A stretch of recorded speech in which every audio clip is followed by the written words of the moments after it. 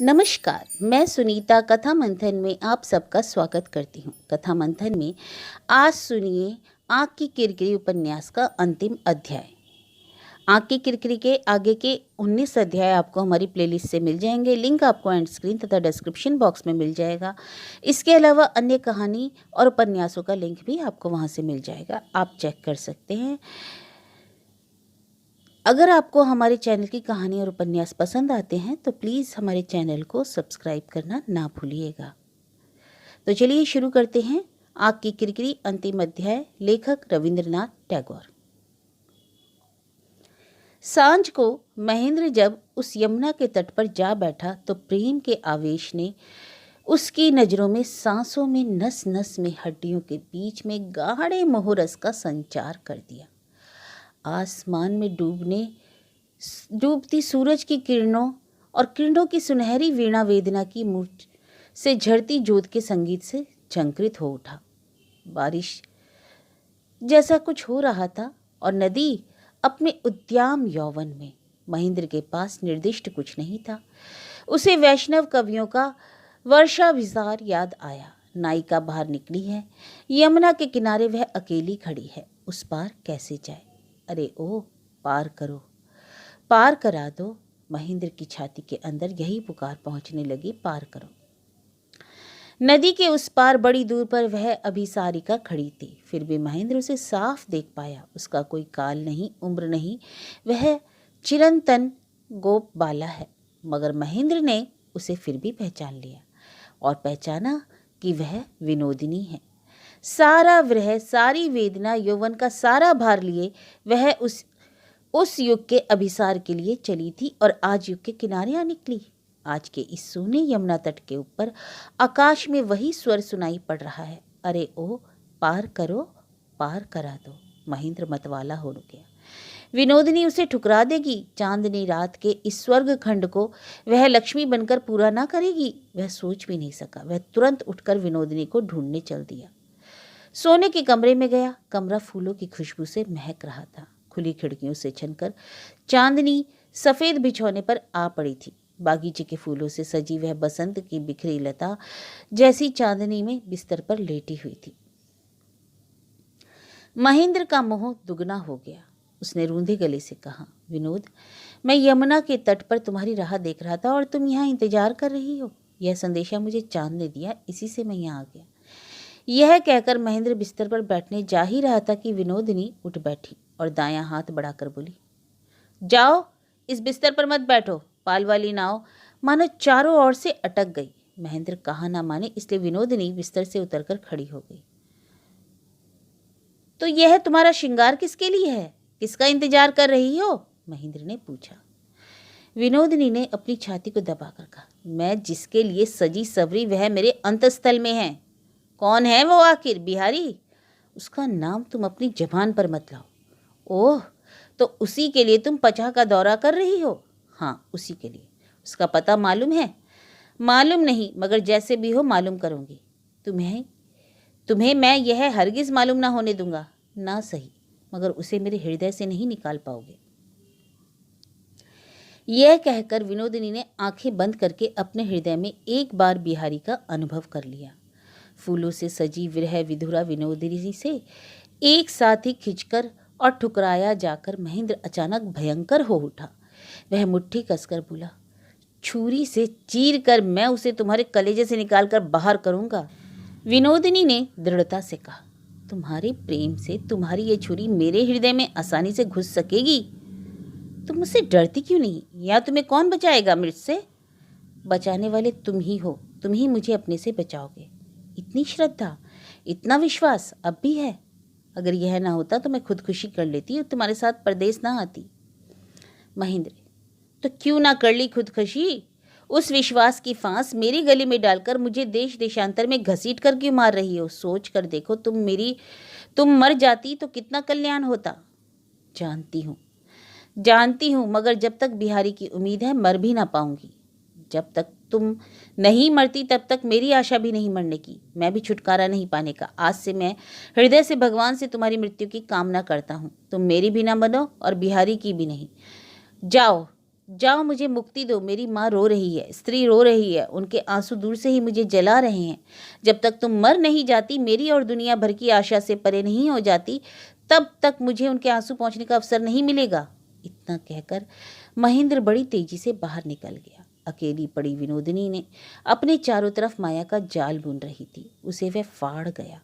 विनोदिनी खड़ी खड़ी चुपचाप बाहर देखती रही। आकाश भरी चांदनी को खाली करके उसका सारा संचित अमृत कहीं चला गया। वह क्यारियों वाला बगीचा, उसके बाद रेती भरा किनारा, उसके बाद नदी का काला काला पानी, उसके बाद सारा पार का धुंधलापन, सब सब मानो एक सादे कागज पर पेंसिल बना चित्र है, नीरस, बेमानी। उसने महेंद्र को किस बुरी तरह अपनी ओर खींचा है, खौफनाक तूफान की तरह। कैसे उसे जड़ समेत उखाड़ लिया है, यह अनुभव करके आज उसका हृदय मानो और भी बेचैन हो गया। उसमें यह सारी शक्ति तो है, फिर भी बिहारी पूर्णिमा की रात में उमड़े हुए समुद्र की तरह उसके सामने आकर पछाड़ क्यों नहीं खाता? क्यों बेमतलब प्यार की कचोट रोज उसके ध्यान में आकर रोती है? उसे लगा सब बेकार और निरर्थक है। इतनी व्यर्थता के बावजूद जो जहां है वहीं खड़ा है। दुनिया में किसी बात का कोई कार्यक्रम नहीं, सूरज तो कल भी उगेगा और दुनिया अपने छोटे से काम को भी ना भूलेगी। और बिहारी जैसे दूर है वैसे ही दूर रहेगा और उस ब्राह्मण के बच्चे को किताब का नया पाठ पढ़ाता रहेगा। उसकी आंखों से आंसू फूटकर झरने लगे। अपनी इच्छा और शक्ति के लिए वह किस पत्थर को ढकेल रही है। उसका हृदय लहू से नहा उठा, लेकिन उसकी तकदीर सुई की नोक के बराबर भी न खिसकी। रात में महेंद्र सोया नहीं। थकावट के मारे सुबह सुबह उसे नींद आई। सुबह 8-9 बजे के करीब जग कर वह झट उठ बैठा। पिछली रात की कोई अधूरी पीड़ा नींद के भीतर ही भीतर घूमती रही थी। सचेतन होते ही महेंद्र उसकी तकलीफ महसूस करने लगा। कुछ ही देर में रात की सारी घटना मन में जाग पड़ी। सुबह की उस धूप में पूरी नींद न आने के कारण थकावट से सारी दुनिया और जिंदगी बड़ी सूखी सी लगी। घर छोड़ने की ग्लानि, धर्म छोड़ने का परिताप और इस उद्भ्रांत जीवन की ये जिल्लतें, आखिर वह किसके लिए झेल रहा है? मोह के आवेश से रहित सुबह की इस धूप में महेंद्र को लगा वह विनोदिनी को प्यार नहीं करता। उसने रास्ते की ओर झांका। सारी दुनिया परेशान सी काम के पीछे भाग रही है और आत्मगौरव को कीचड़ में डुबोकर वह एक बेरुखी औरत के प्यारों से लिपटे रहने की जो नादानी की है, वह महेंद्र की निगाहों में स्पष्ट हो उठी। आवेग के किसी बड़े झोंके के बाद हृदय में अवसाद आता है। ऐसे वक्त थका हारा हृदय अनुभूति के विषय को कुछ समय के लिए दूर हटाना चाहता है। भावों का ऐसा भाटा पड़ने के समय नीचे की सारी छिपी हुई गंदगी ऊपर आ जाती है, मोह लाने वाली वस्तु से विरक्त हो आती है। महेंद्र क्यों अपने को इस तरह अपमानित कर रहा है, इसे वह आज ना समझ सका। उसने सोचा, मैं हर तरह से विनोदिनी से बेहतर हूँ, फिर भी सब प्रकार की हीनता और झिड़कियाँ बर्दाश्त करता हुआ घिनौने भिकमंगे सा उसके पीछे मारा मारा फिर रहा हूँ। कैसा अजीब पागलपन किस शैतान ने मेरे दिमाग में भर दिया। आज विनोदिनी महेंद्र के लिए महज महज एक औरत रह गई और कुछ नहीं। उसके लिए चारों तरफ फैली धरती की सुषमा से, काव्यों से, कहानियों से लावण्य की जो एक ज्योति खिंचाई थी, उसकी माया मरीचिका के गायब होते ही वह एक मामूली नारी मात्र हो रही है। उसका कोई अनोखापन ही ना रहा। फिर तो धिक्कार के इस मार चक्र से वह अपने को छुड़ाकर घर जाने के लिए महेंद्र ललक उठा। बिहारी को निर्भर करने योग्य अडिग मिताई बड़ी बेशकीमती लगने लगी। महेंद्र मनी मन कह उठा, जो वास्तव, गंभीर और स्थायी होता है उसमें अनायास बाधा विहीन सा अपने को पूरी तरह खोया जा सकता है। इसलिए उसके गौरव को हम नहीं समझते, जो महज धोखा है, जिसकी तृप्ति में भी सुख का नाम नहीं।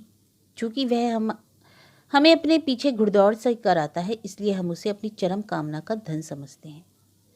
महेंद्र ने तय किया, मैं आज ही अपने घर जाऊंगा। विनोदिनी जहां भी रहना चाहेगी वहीं उसका इंतजाम करके मैं मुक्त हो जाऊंगा। वह जोर से उच्चारण करते ही उसके मन में एक आनंद का उदय हुआ। लगातार दुविधा का जो भार वह ढोता चला आ रहा था हल्का हो गया। अब तक होता ऐसा रहा था कि अभी अभी जो बातें उसे रुचती ना थी, दूसरे ही क्षण उसे मानने को मजबूर होना पड़ता। हाँ ना कहते ना बनता।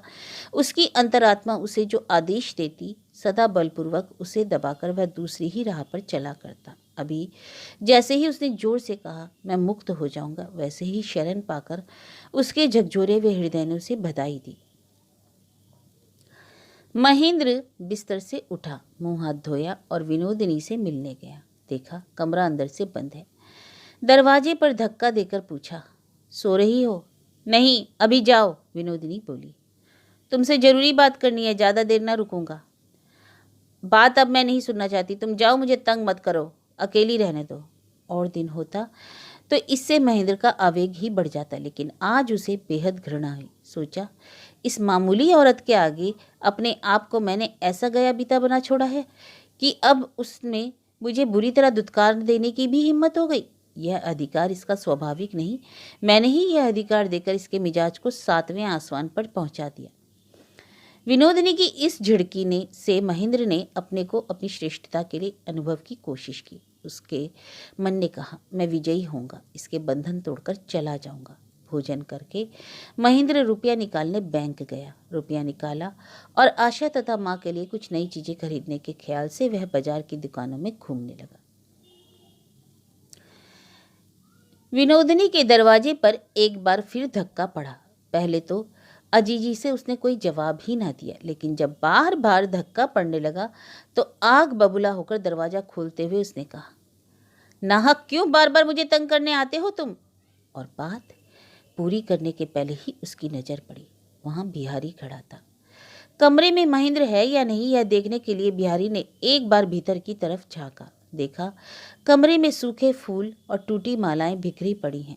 उसका मन जबरदस्त ढंग से विमुख हो उठा। यह नहीं कि बिहारी जब दूर था तो उसके मन में विनोदिनी के रहन सहन के बारे में संदेह का कोई चित्र आया ही नहीं, लेकिन कल्पना की लीला ने उस चित्र को ढककर भी एक दमकती हुई मोहिनी छवि खड़ी कर रखी थी। बिहारी जिस समय इस बागीचे में कदम रख रहा था उस समय उसका दिल धड़कने लगा था। कल्पना की प्रतिमा को कहीं चोट ना पहुंचे, इस आशंका से उसका हृदय संकुचित हो रहा था और विनोदिनी के सोने के कमरे के द्वार पर खड़े होते ही वही चोट लगी। दूर रहते हुए बिहारी ने सोचा था कि अपने प्रेम के अभिषेक से मैं विनोदिनी के जीवन की सारी कालिमा को धो दूंगा, लेकिन पास आकर देखा यह आसान नहीं। मन में करुणा की वेदना कहाँ उपजी, बल्कि एकाएक घृणा ने जगकर उसे अभिभूत कर दिया। बिहारी ने उसे बड़ा मलिन देखा। वह तुरंत मुड़कर खड़ा हो गया और उसने महेंद्र महेंद्र कहकर पुकारा। इस अपमान से विनोदिनी ने नम्र स्वर में कहा, महेंद्र नहीं है, शहर गया है। बिहारी लौटने लगा। विनोदिनी बोली, भाई साहब मैं पैर पड़ती हूँ, जरा देर बैठना पड़ेगा। बिहारी ने सोच रखा था वह कोई आरजू मिन्नत नहीं सुनेगा। तय कर लिया था कि नफरत के इस नज़ारे से तुरंत अपने को अलग कर लेगा, लेकिन विनोदिनी की करुण विनती से उसके कदम क्षण भर के लिए उठ ना सके। विनोदिनी बोली, आज अगर तुम मुझे इस तरह ठुकरा कर चल दिए तो तुम्हारी कसम खाकर कहती हूँ मैं मर जाऊंगी। बिहारी पलटकर खड़ा हो गया, बोला, तुम अपने जीवन से मुझे जकड़ने की कोशिश क्यों करती हो? मैंने तुम्हारा क्या बिगाड़ा है? मैं तो कभी तुम्हारी राह में नहीं आया, तुम्हारे सुख दुख में कभी दखल नहीं दिया। विनोदिनी, तुमने मुझे कितना अधिकार कर रखा है, एक बार तुमसे कहा था मैंने, तुमने विश्वास नहीं किया। मैं भी तुम्हारी बेरुखी में भी फिर वही कहती हूँ। बिना बुले जताने का, शर्म से बताने का मौका तो तुमने मुझे दिया नहीं, लेकिन मुझे पैरों से झिटक दिया। मैं फिर भी तुम्हारे पाँव पकड़कर कहती हूँ कि मैं तुम्हें बस रहने दो, यह बात जबान पर मत लाओ, एतबार की गुंजाइश नहीं रही। लोग इस पर विश्वास ना करें पर तुम करोगे, इसलिए मैं तुम्हें जरा देर बैठने को कह रही हूँ। बिहारी, मेरे विश्वास करने न करने से क्या आता जाता है? तुम्हारी जिंदगी तो जैसी चल रही है चलती रहेगी। विनोदिनी, इससे तुम्हारा कुछ आता जाता नहीं, मैं जानती हूँ। अपना नसीब ही ऐसा है कि तुमसे मुझे सदा दूर ही रहना होगा। बस मैं केवल इतना हक नहीं छोड़ना चाहती कि मैं चाहे जहाँ रहूँ मुझे जरा माधुर्य के साथ याद करना। मुझे मालूम है मुझ पर तुम्हें थोड़ी सी श्रद्धा हुई थी, मैं उसी से अपना अवलंब बनाए रखूँगी, इसलिए मेरी पूरी बात तुम्हें सुननी पड़ेगी। मैं हाथ जोड़ती हूँ, जरा देर बैठो। अच्छा चलो, कहकर बिहारी उस कमरे में जाने को तैयार हुआ। विनोदिनी बोली, भाई साहब जो सोच रहे हैं वह बात नहीं है। इस कमरे को कलंक की छाया नहीं छू सकी है। कभी यहाँ सोए थे, इसे मैंने तुम्हारे ही लिए उत्सर्ग करके रखा है। सूखे पड़े ये फूल तुम्हारी ही पूजा के हैं, तुम्हें यहीं बैठना होगा। सुनकर बिहारी के मन में पुलक का संचार हुआ। वह कमरे में गया। विनोदिनी ने दोनों हाथों से उसे खाट का इशारा किया। बिहारी खाट पर बैठा। विनोदिनी उसके पैरों के पास जमीन पर बैठी। विनोदिनी ने बिहारी को व्यस्त होते देखकर कहा, तुम बैठो भाई साहब, सिर की कसम तुम्हें उठना मत, मैं तुम्हारे पैरों के पास भी बैठने लायक नहीं। दया करके ही तुमने मुझे यह जगह दिया, दूर रहूं तो भी इतना अधिकार मैं रखूंगी। यह कहकर विनोदिनी जरा देर चुप रही। उसके बाद अचानक चौंक कर बोली, तुम्हारा खाना मैं स्टेशन से खाकर आया हूँ। मेरे गांव से तुम्हें जो पत्र दिया था मैंने उसे खोलकर पढ़ा और कोई जवाब ना देकर उसे महेंद्र के मार्फत लौटा क्यों दिया? बिहारी, कहाँ, मुझे तो कोई चिट्ठी नहीं मिली। विनोदिनी, इस बार कलकत्ता में महेंद्र से तुम्हारी भेंट हुई थी? बिहारी, तुम्हें गांव पहुंचाकर लौटा, उसके दूसरे दिन भेंट हुई थी। उसके बाद मैं पछा की ओर सैर को निकल पड़ा, उससे फिर भेंट ही नहीं हुई। उससे पहले और एक दिन मेरी चिट्ठी पढ़कर बिना उत्तर के वापस कर दी? नहीं, ऐसा कभी नहीं हुआ। विनोदिनी बुद्ध सी बैठी रही। उसके बाद लंबी सांस छोड़कर बोली, सब समझ गई, अब अपनी बात बताऊं, मगर यकीन करो मैं तो अपनी खुशकिस्मती समझूं और ना कर सको तो तुमको दोष ना दूंगी। मुझ पर यकीन करना मुश्किल है। बिहारी का हृदय पसीज गया। भक्ति से झुकी विनोदिनी की पूजा का वह किसी भी तरह अपमान ना कर सका। बोला, भाभी तुम्हें कुछ कहना ना पड़ेगा, बिना कुछ सुने ही मैं तुम्हारा विश्वास करता हूँ। मैं तुमसे घृणा नहीं कर सकता, तुम अब एक शब्द ना कहना। सुनकर विनोदिनी की आंखों से आंसू बहने लगे। उसने बिहारी के चरणों की धूल ली। बोली, सब ना सुनोगे तो मैं जी ना सकूंगी, थोड़ा धीरज रखकर सुनना होगा। तुमने मुझे जो आदेश दिया था मैंने उसी को सिर माथे उठा लिया। तुमने मुझे पत्र तक ना लिखा तो भी मैं अपने गांव में लोगों की निंदा सहकर जिंदगी बिता देती। तुम्हारे स्नेह के बदले तुम्हारे शासन को ही स्वीकार करती। लेकिन विधाता उसमें भी वाम हुए। जिस पाप को मैंने जगाया उसने मुझे निर्वासन में भी ना टिकने दिया। महेंद्र वहां पहुंचा। मेरे घर पर जाकर उसने सबके सामने मेरी मिट्टी पलीत की। गांव में मेरे लिए जगह न रह गई। मैंने दोबारा तुम्हें बेहद तलाशा कि तुम्हारा आदेश लूं, पर तुमको ना पा सकी। मेरी खुली चिट्ठी तुम्हारे यहाँ से लाकर मुझे देते हुए महेंद्र ने धोखा दिया। मैंने समझा तुमने मुझे एक बारगी त्याग दिया, इसके बाद मैं बिल्कुल नष्ट हो सकती थी। मगर पता नहीं तुम में क्या है, तुम दूर रहकर भी बचा सकते हो। मैंने दिल में तुम्हें जगह दी है, इसी से पवित्र रह सकी। कभी तुमने मुझे ठुकराकर अपना जो परिचय दिया था, तुम्हारा वही कठिन परिचय सख्त सोने की तरह, ठोस मणि की तरह मेरे मन में है। उसने मुझे मूल्यवान बनाया है। देवता, तुम्हारे पैर छूकर कहती हूँ, वह मूल्य नष्ट नहीं हुआ है। बिहारी चुप रहा। विनोदिनी भी और कुछ ना बोली। तीसरे पहर की धूप पल पल फीकी पड़ने लगी। ऐसे समय महेंद्र दरवाजे पर आया और बिहारी को देखकर चौंक पड़ा। विनोदिनी के प्रति उसमें जो उदासीनता आ रही थी, ईर्ष्या से वह जाने जाने को हो गई। विनोदिनी को बिहारी के पांव के पास बैठी देखकर ठुकराए हुए महेंद्र को चोट पहुंची।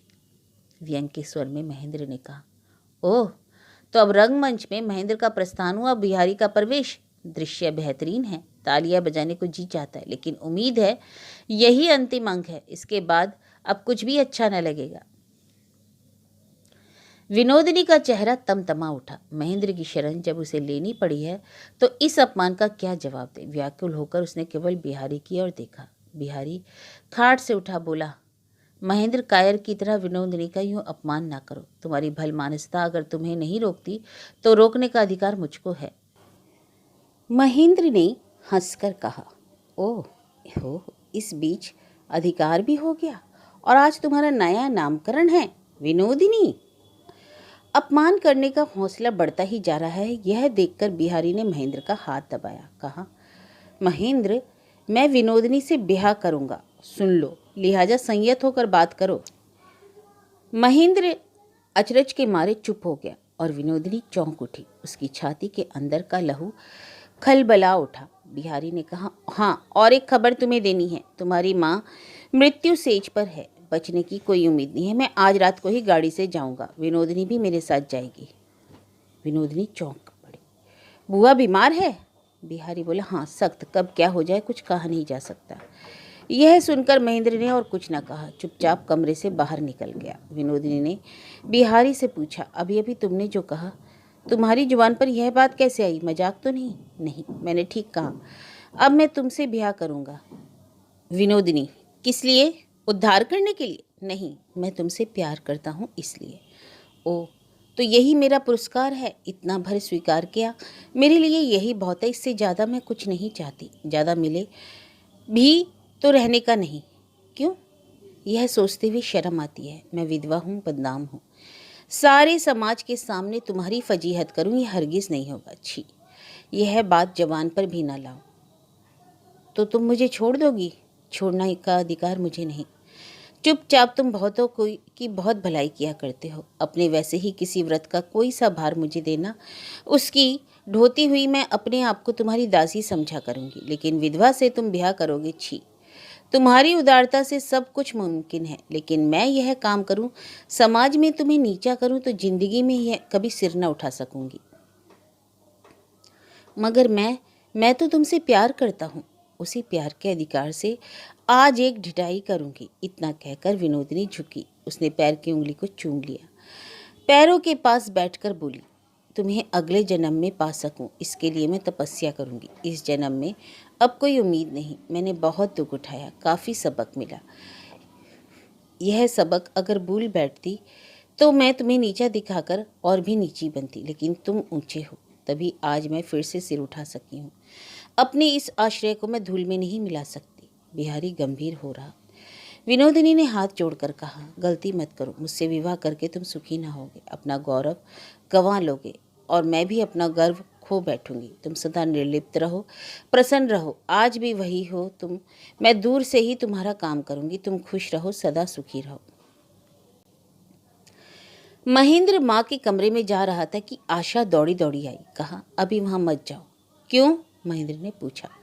आशा बोली, डॉक्टर ने बताया है माँ, चाहे दुख हो चाहे सुख, अचानक कोई धक्का लगने से आफत आ सकती है। महेंद्र बोला, मैं दबे पाँव उनके सिरहाने की तरफ जाकर एक बार देख आऊं, जरा उन्हें पता न चलेगा। नहीं, अभी आप माँ से नहीं मिल सकते।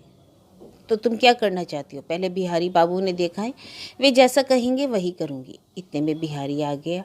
आशा ने उसे बुलवाया था। बिहारी को देखकर आशा को थोड़ा भरोसा हुआ। बोली, तुम्हारे जाने के बाद से माँ और भी अकुला उठी है। भाई साहब, पहले दिन जब तुम दिखाई पड़े तब उन्होंने पूछा, बिहारी कहाँ गया? मैंने कहा, वे एक जरूरी काम से बाहर गए, बृहस्पति तक लौट आएंगे। उसके बाद वे रह रहकर चौक पड़ती हैं, मुंह से कुछ नहीं कहती, लेकिन अंदर ही अंदर मानो किसी की राह देख रही हैं। कल तुम्हारा तार मिला, मैंने उन्हें बताया तुम आ रहे हो। उन्होंने आज तुम्हारे लिए खास तौर से खाने का इंतजाम करवाने को कहा है। तुम्हें जो जो चीज़ें अच्छी लगती हैं सब मंगवाई। सामने बरामदे पर रसोई का प्रबंध कराया है, अंदर से वह खुद बनाती रहेंगी। डॉक्टर ने लाख मना किया, एक ना सुनी। अभी अभी जरा देर पहले मुझे बुलाकर कहा, बहू रसोई तुम अपने हाथों बनाना, आज बिहारी को मैं अपने सामने बिठाकर खिलाऊंगी। सुनते ही बिहारी की आंखें छल छला उठी। बोला, माँ कैसी है? आशा ने कहा, तुम खुद चलकर देखो, मुझे तो लगता है बीमारी और बढ़ गई। बिहारी अंदर गया। महेंद्र खड़ा अचरज में पड़ गया। आशा ने मजे में गृहस्थी संभाल ली। कितनी आसानी से महेंद्र को अंदर जाने से रोक दिया, न संकोच किया न रूठी।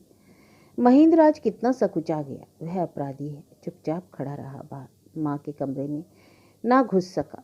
फिर भी यह अजीब बात, बिहारी से वह कैसे खटके बोली? सलाह परामर्श सब उसी से। वही आज इस घर का सबसे बड़ा शुभचिंतक है, एकमात्र रक्षक है। उसको कोई रोक नहीं, उसी के निर्देश पर सब कुछ चलता है। कुछ दिनों के लिए महेंद्र जो स्थान छोड़कर चला गया था, लौट कर देखा वह स्थान अब ठीक वैसा ही नहीं है। बिहारी के अंदर जाते ही राजलक्ष्मी ने पूछा, आ गए बेटा? हाँ माँ, लौट आया। काम हो गया तेरा? हाँ माँ, अब मुझे कोई चिंता नहीं। और उसने एक बार बाहर की तरफ देखा। राजलक्ष्मी, बहू आज तेरे लिए खुद खाना पकाएगी, मैं यहाँ से उसे बताती जाऊंगी। डॉक्टर ने मना किया है, मगर अब काहे की मनाई बेटे? मैं क्या इन आंखों से एक बार तुम लोगों को खाना भी ना देख पाऊंगी? बिहारी ने कहा, डॉक्टर के मना करने की बात तो समझ में नहीं आती। तुम ना बताओगी तो चलेगा कैसे? छुटपन से तुम्हारे हाथों की रसोई हमें भाई है। महेंद्र भैया का जी तो पश्चिम की दाल रोटी से उब गया। तुम्हारे हाथ की बनाई मछली मिलेगी तो वह जी जाएगा। आज हम दोनों भाई जैसे बचपन में करते थे, होड़ लगाकर खाएंगे। तुम्हारी बहू जुटा सके तब जानो। राजलक्ष्मी समझ गई कि बिहारी के साथ महेंद्र आया, फिर भी उनकी धड़कन बढ़ गई। बिहारी ने कहा, पछा जाकर महेंद्र की सेहत अब बहुत कुछ सुधर गई है। आज सफ़र से आया है, इसलिए थका मांदा लगता है, नहाने से ठीक हो जाएगा। राजलक्ष्मी ने फिर भी महेंद्र के बारे में कुछ ना कहा। इस पर बिहारी ने कहा, माँ, महेंद्र बाहर ही खड़ा है, जब तक तुम नहीं बुलाओगी वह नहीं आएगा। राजलक्ष्मी कुछ बोली नहीं, सिर्फ दरवाजे की तरफ नजर उठाई। उनका उधर देखना था कि बिहारी ने कहा, महेंद्र भैया आ जाओ।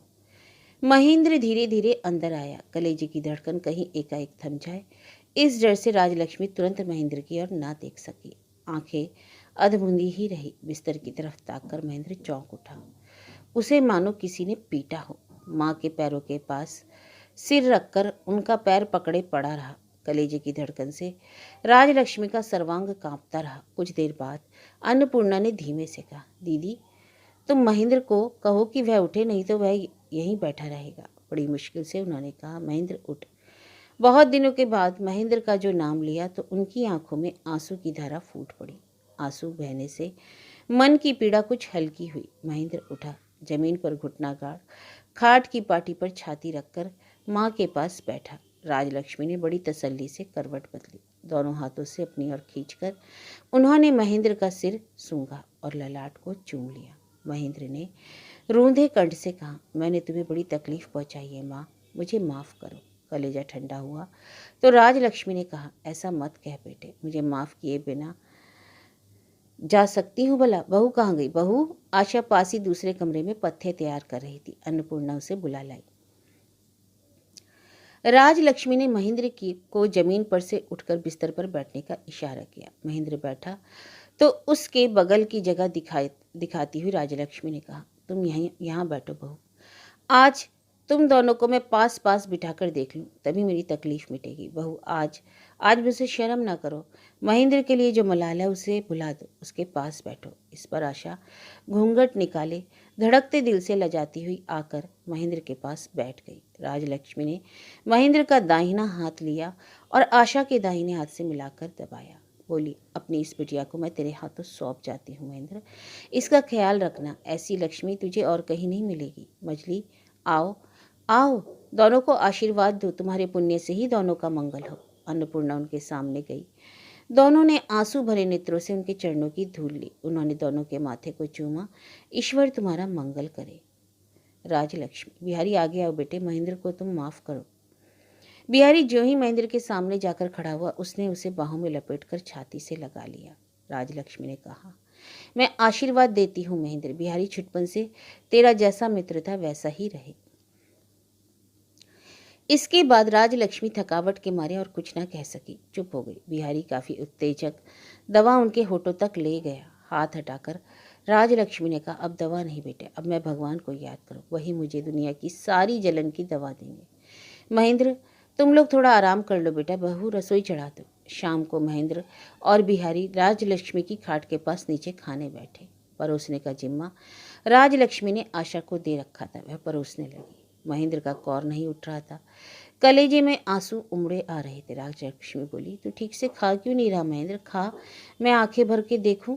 बिहारी ने कहा, तुम तो जानती हो माँ, महेंद्र भैया का सदा का यही हाल है, वह खा नहीं सका। भाभी, जरा यह घंटों थोड़ा सा और दो तो, बहुत ही बेहतरीन बना है। खुश होकर राजलक्ष्मी जरा हंसी। मुझे मालूम है बिहारी को यह पसंद है। बहू, भला उतने से क्या होगा, और दो। अरे, तुम्हारी यह बहू ना अव्वल दर्जे की कंजूस है, इसके हाथ से कुछ निकलता ही नहीं। बिहारी बोला।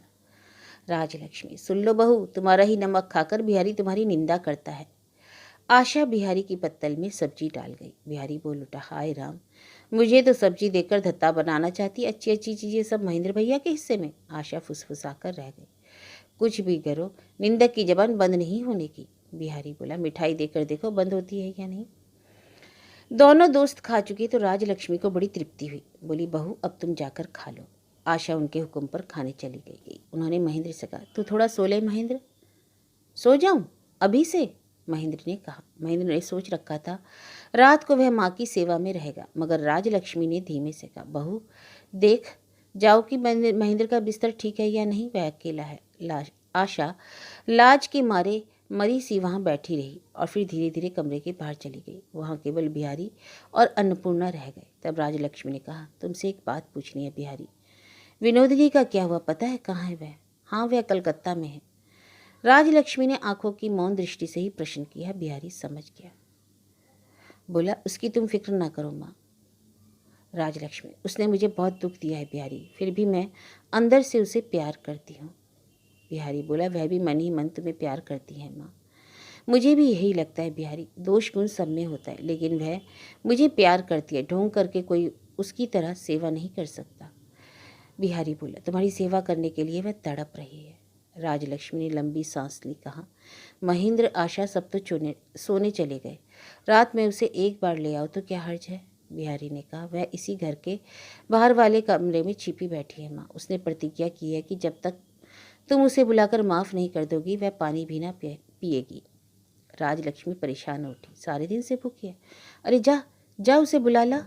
ज्यों ही विनोदिनी कमरे में आई, राजलक्ष्मी बोल उठी, राम राम राम, तुमने यह क्या किया बहू, दिन भर बेखाए पिए बैठी हो, जाओ पहले खा लो फिर बातचीत होगी। विनोदिनी ने उनकी चरणों की धूल ली, बोली, पहले इस पापिन को तुम माफ़ करो बुआ, तभी मैं खाऊंगी। माफ़ कर दिया बिटिया, माफ़ किया, अब मुझे किसी से कोई मलाल नहीं। विनोदिनी का दाहिना हाथ पकड़कर उन्होंने कहा, बहू बहू, तुमसे जीवन में किसी का बुरा ना हो और तुम भी सुखी रहो, तुम्हारा आशीर्वाद झूठा ना होगा बहू। मैं तुम्हारे पांव छूकर कहती हूँ, इससे इस घर का बुरा कभी ना होगा।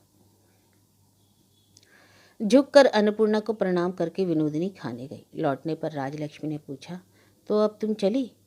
विनोदिनी, मैं तुम्हारी सेवा करूंगी बुआ, ईश्वर साक्षी है, मुझसे किसी की बुराई की शंका ना करो। राजलक्ष्मी ने बिहारी की तरफ देखा। बिहारी ने कुछ सोचा, फिर कहा, भाभी रहे कोई हर्ज नहीं। रात में बिहारी, अन्नपूर्णा और विनोदिनी तीनों ने मिलकर राजलक्ष्मी की सेवा की।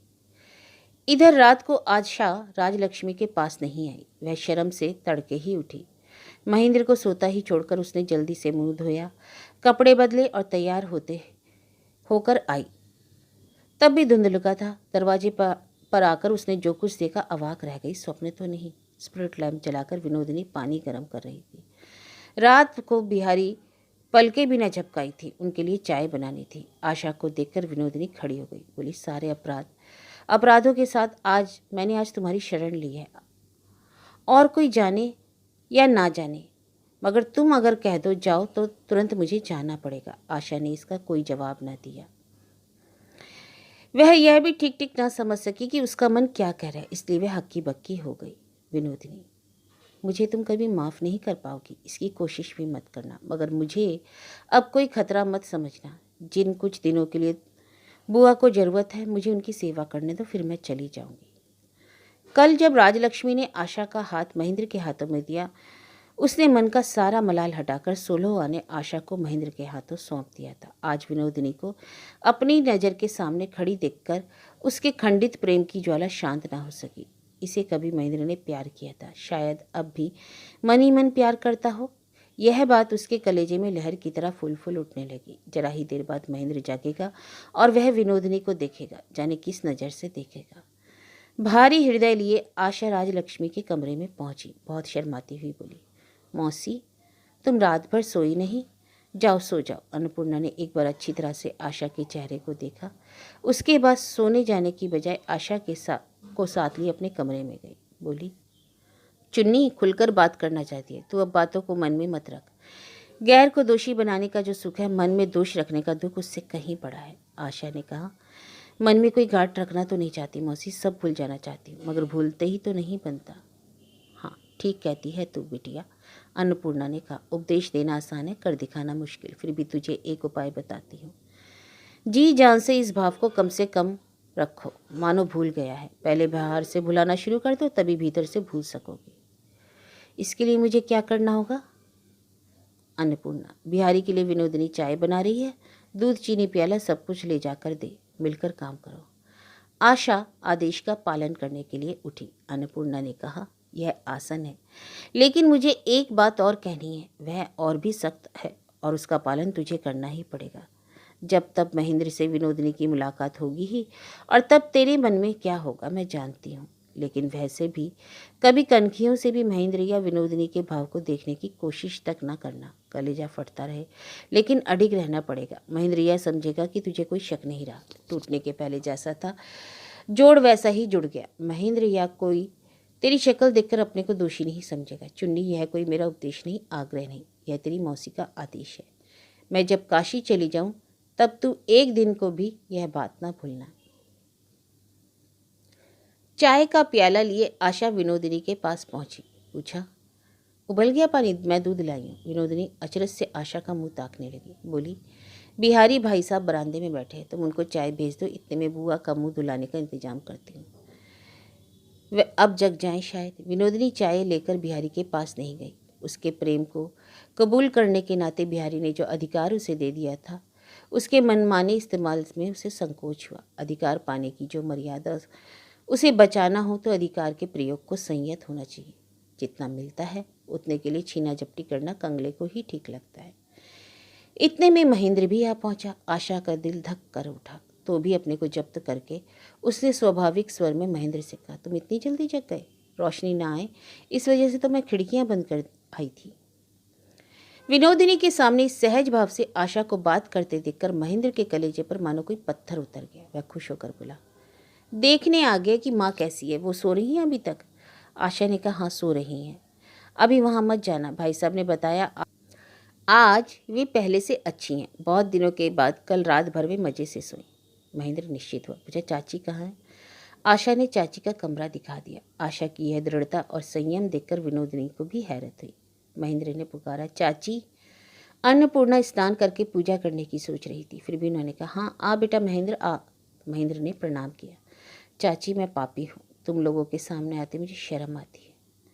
ऐसा नहीं कहते बेटे, बच्चे तो गर्द में सनकर भी माँ की गोद में बैठते हैं, मगर मेरी यह धूल तो कभी नहीं धुलने की चाची।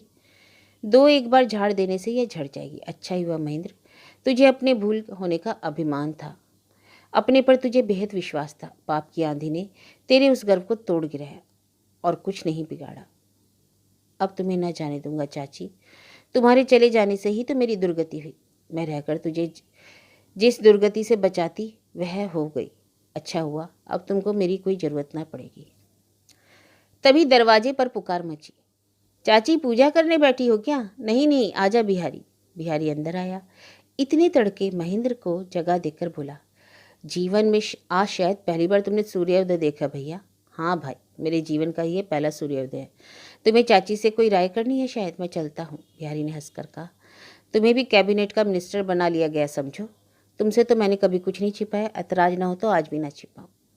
ऐतराज? और मैं दावा जरूर नहीं कर सकता, तुम अगर मुझसे कुछ ना छिपाओ तो भी मैं फिर से आप अपने ऊपर श्रद्धा करने का मौका पाऊं। बहरहाल बिहारी के लिए बेहिचक सब कुछ कहना मुश्किल था। बिहारी की जबान रुक सी गई, मगर उसने जोर देकर कहा, ऐसी बात है कि मैं विनोदिनी से विवाह करूंगा। चाची से उसी के बारे में फैसला लेना था। महेंद्र सकुचा गया। अन्नपूर्णा चौंक उठी। यह कैसी बात है बिहारी? महेंद्र बड़ा हल डालकर संकोच को हटाया। कहा, बिहारी यह विवाह नहीं होगा। अन्नपूर्णा ने कहा, इस प्रस्ताव में क्या विनोदिनी का हाथ है?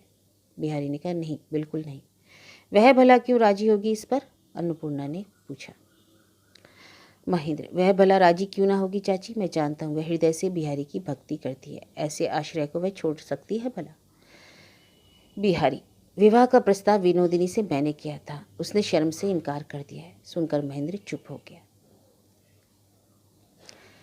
भले बुरे राजलक्ष्मी के 2 दिन निकल गए। एक दिन सुबह उनका चेहरा खिला खिला दिख रहा था, पीड़ा का नामो निशान नहीं था। उसी दिन महेंद्र को बुलाकर कहा, मैं अब ज़्यादा देर की मेहमान नहीं बेटे, अगर मैं बड़े सुख से मर सकूंगी महेंद्र, मुझे अब कोई दुख नहीं। तू जब छोटा था तो तुझे पाकर जो खुशी मुझे हुई थी, आज उसी खुशी से मेरा हृदय भर उठा है। तू मेरी गोदी का लाडला है, मेरे कलेजे का रत्न है। मैं तेरी सारी बला अपने साथ लिए जा रही हूँ, यही मेरा सबसे बड़ा सुख है। इतना कहकर वह महेंद्र के मुखड़े और बदन पर हाथ फेरने लगी। महेंद्र की रुलाई का बांध टूट गया। राजलक्ष्मी ने कहा, रो मत बेटे, लक्ष्मी घर में रही, कुंजी मेरी बहू को देना, मैंने सब कुछ संजो कर रखा है। गृहस्थी में किसी बात की कमी ना पड़ेगी तुम्हें। एक बात और कहूँ, मेरी मौत के पहले किसी को मत बताना। मेरे बक्से में 2000 के नोट पड़े हैं, वे रुपए विनोदिनी को दे रही हूँ। वह विधवा है, अकेली है। इन रुपयों के सूद से उसके दिन मजे में कट जाएंगे, मगर उसे अपने यहाँ मत रखना। राजलक्ष्मी ने बिहारी को बुलवाया। कहा, बेटे बिहारी, कल महेंद्र बता रहा था तूने लाचार जनों की चिकित्सा के लिए एक बागीचा लिया है। भगवान तुझे लंबी आयु देकर गरीबों का भला करे। मेरे ब्याह के समय मेरे ससुर ने मुझे एक गांव दिया था, वह गांव तुझे देती हूँ, उसे गरीबों की सेवा में लगाना, इससे मेरे ससुर को पुण्य मिलेगा। राजलक्ष्मी की मृत्यु के बाद श्राद्ध आदि खत्म करके महेंद्र ने कहा, भाई बिहारी, मैं डॉक्टरी जानता हूँ, तुमने जो काम शुरू किया है मुझे भी उसमें शामिल कर लो। चुन्नी अब ऐसी गृहिणी बन गई है कि वह भी तुम्हारी मदद कर सकेगी। हम सब लोग वहीं रहेंगे। बिहारी, खूब अच्छी तरह सोच कर देखो भैया, यह काम हमेशा के लिए कर सकोगे? वैराग्य के इस क्षणिक आवेश में ऐसा स्थायी भाव मत लाओ। महेंद्र बोला, तुम भी जरा सोच कर देखो, जीवन को मैंने इस तरह बखेड़ा कर दिया है, अब बैठे बैठे उसका उपभोग की गुंजाइश ना रही। इसे अगर सक्रियता से ना खींचता चलूं तो जाने किस रोज यह मुझे अवसाद में खींच ले जाएगा। अपने काम में मुझे शामिल करना ही पड़ेगा। यही बात तय रही। अन्नपूर्णा और बिहारी दोनों बैठकर शांत उदासी लिए पिछले दिनों की चर्चा कर रहे थे। दोनों के एक दूसरे से अलग होने का समय करीब था। विनोदिनी ने दरवाजे के पास आकर पूछा, चाची मैं यहाँ बैठ सकती हूँ? हाँ हाँ, आओ बिटिया। विनोदिनी आई। उसने 2-4 बातें करके बिछौना उठाने का बहाना करके अन्नपूर्णा चली गई। विनोदिनी ने बिहारी से कहा, अब मेरे लिए तुम्हारा जो आदेश हो कहो।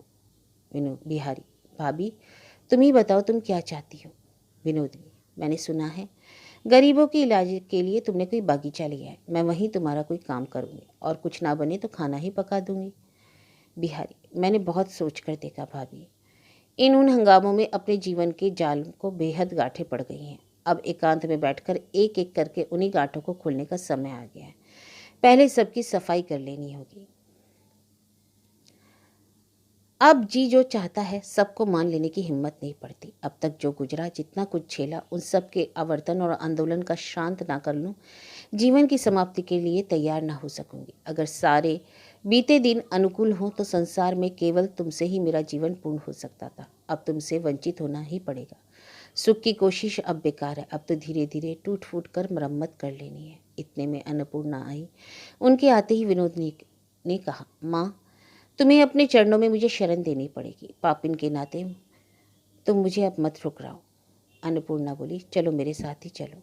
अन्नपूर्णा और विनोदिनी जिस दिन काशी जाने लगी, मौका ढूंढकर बिहारी ने अकेले में विनोदिनी से भेंट की। कहा, भाभी तुम्हारी कोई यादगार मैं अपने पास रखना चाहता हूँ। विनोदिनी बोली, अपने पास ऐसा क्या है जिसे निशानी के तौर पर अपने पास रख सको? बिहारी ने शर्म और संकोच के साथ कहा, अंग्रेजों में ऐसा रिवाज है, अपनी प्रिय पात्रा को कोई लट याद करके रख लेते हैं। तुम अगर छी छी छी, आप कैसी घिनौनी बातें करते हैं। मेरे बालों का तुम क्या करोगे? वह मुई नापाक चीज कुछ ऐसी नहीं कि तुम्हें दूं। अभागिन हूँ, तुम्हारे पास नहीं रह सकती। मैं ऐसा कुछ देना चाहती हूँ जो मेरा होकर तुम्हारे काम में आए। बिहारी ने कहा, लूँगा। इस पर विनोदिनी ने आंचल की गांठ खोलकर 1000 के 2 नोट बिहारी को दे दिए। बिहारी गहरे आवेश के साथ विनोदिनी के चेहरे की ओर एकटक देखता रहा। जरा देर में बोला, और मैं क्या तुम्हें कुछ दे पाऊंगा? तुम्हारी निशानी मेरे पास है, वह मेरे अंग का भूषण है, उसे कोई छीन नहीं सकता। मुझे और कुछ नहीं चाहिए। यह कहकर उसने अपने हाथ की चोट का वह दाग दिखाया। बिहारी हैरान रह गया। विनोदिनी बोली, तुम नहीं जानते, यह तुम्हारा आघात है और यह आघात तुम्हारे ही योग्य है। इसे तुम वापस नहीं ले सकते। मौसी के इतना समझाने बुझाने के बावजूद विनोदिनी के लिए आशा अपने मन को निष्कंटक न कर सकी थी। राजलक्ष्मी की के सेवा जतन में दोनों साथ जुटी रही, पर जब से उसकी नज़र विनोदिनी पर पड़ी तभी उसके दिल को चोट लगी। जबान से आवाज़ न निकली और हंसने की कोशिश ने उसे दुखाया। विनोदिनी की कोई मामूली सेवा लेने में भी उसका मन नाराज रहता। शिष्टता के नाते विनोदिनी का लगाया पान उसे लेना पड़ा, लेकिन बाद में तुरंत थूक दिया। लेकिन आज जब जुदाई की घड़ी आई, मौसी दोबारा घर बार छोड़कर जाने लगी और आशा का हृदय आंसुओं से गीला उठा, तो विनोदिनी के लिए भी उसका मन भर आया। जो सब कुछ छोड़ छाड़ कर एक बारगी जा रहा है, उसे माफ़ ना कर सके, ऐसे लोग दुनिया में कम ही हैं। उसे मालूम था विनोदिनी महेंद्र को प्यार करती है। क्यों ना महेंद्र को प्यार करना कितना जरूरी है, इसे वह खुद अपने ही मन में जान रही थी। अपने प्यार की उस वेदना से ही आज विनोदिनी पर बड़ी दया हुआ। वह महेंद्र को छोड़कर सदा के लिए जा रही है। उसका जो दुस्सह दुख है, आशा अपने बहुत बड़े दुश्मन के लिए भी उसकी कामना नहीं कर सकती। यह सोचकर उसकी आंखें भर आईं। उसने विनोदिनी को प्यार भी किया था। वह प्यार उसके दिल को छू गया। वह धीरे धीरे विनोदिनी के समीप जाकर बड़ी ही करुणा के साथ, स्नेह के साथ, विषाद के साथ बोली, दीदी जा रही हो? आशा की ठोड़ी पकड़कर विनोदिनी ने कहा, हाँ बहन, जाने का समय आ गया। कभी तुमने मुझे प्यार किया था, अब अपने सुख के दिनों में उस प्यार का थोड़ा सा अंश मेरे लिए रखना बहन, बाकी सब भूल जाना। महेंद्र ने आकर नमस्ते करके कहा, माफ़ करना भाभी। उसकी आंखों के कोनों में आंसू की 2 बूंदें ढुलक पड़ी। विनोदिनी ने कहा, तुम भी मुझे माफ़ करना भाई साहब। भगवान तुम लोगों को सदा सुखी रखे।